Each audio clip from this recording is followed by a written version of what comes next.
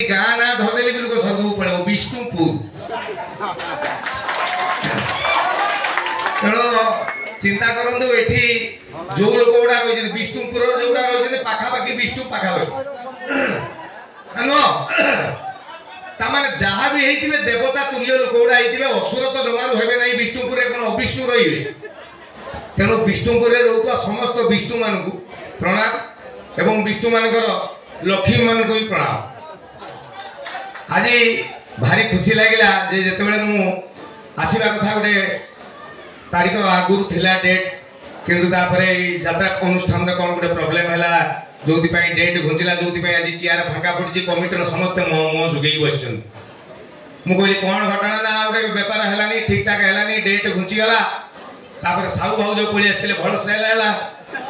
भारी मत बहुत जोता माइला भाया लगे माने सी आसिक से मुझे हो नहीं हवनी कौन करिया परिस्थिति बर्तमान से तेरे मु आसी कहली जे बाप जेजे अमलू ये जगह हूँ राजमेलन पाखापाखि 21-22 दल विमान ये आसती एवं रजा भाया मेलन हुए बोली राजमेलन एवं पचारि मुझे बयस केते हम अनुष्ठान से कहले बापा जेजे अमलू ये चलिकी तेणु एडे पुराना कमिटी एडे सुंदर अनुष्ठान आज से जगह पाद पड़ी ए श्री श्री राधा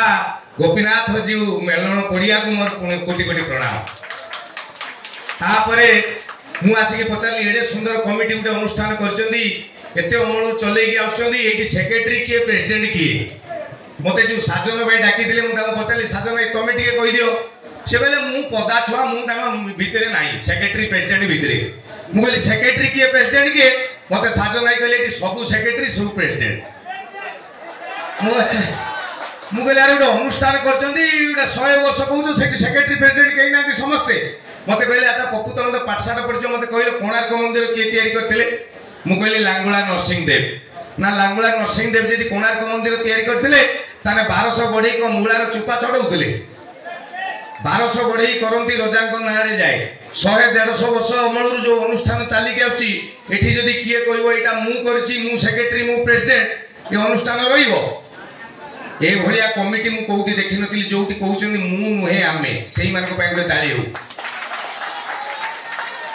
तापर साजन भाई के अति सुतरी सातरी के मु पचाली भाई टिके कुहल एटा मते पैसा देकी डाकिछन मु ताका ना न कहले गला पेमेंट काटिबे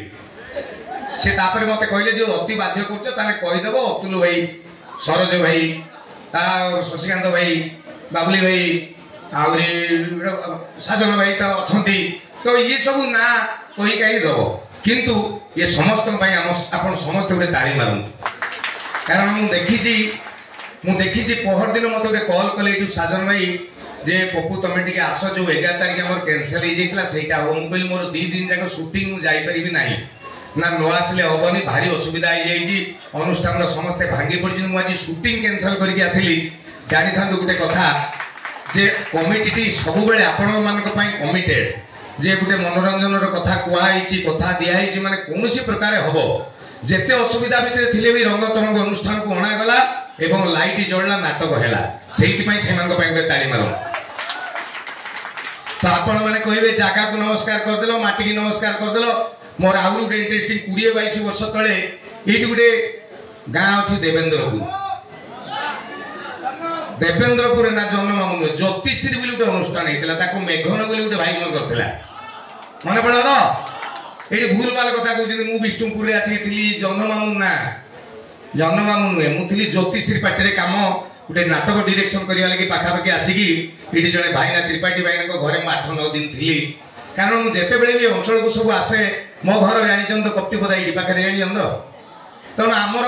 कथा एका भाया माने स्टाइल एका भाया मुझे प्रथम भुवनेश्वर गली ये गोटे मजा कथा मत कहले तू साला बालेश्वरिया कथबार्ता कर सब कथार तोर हसुकार लगुच तू ये एक्टिंग कर तो कथा धरवे आप बुझीपारे ना बुझीपारे कौन शुणु भुवनेश्वर सब कथार ओ कार लगे गोविंद गोपाल पोल बसीला बेले स्वर में गोटे चोर अच्छी आसिक जोता नहीं गला यहाँ हूँ भुवनेश्वरिया कथा आम स्टाइल कथा सुर गोटे चोर अच्छी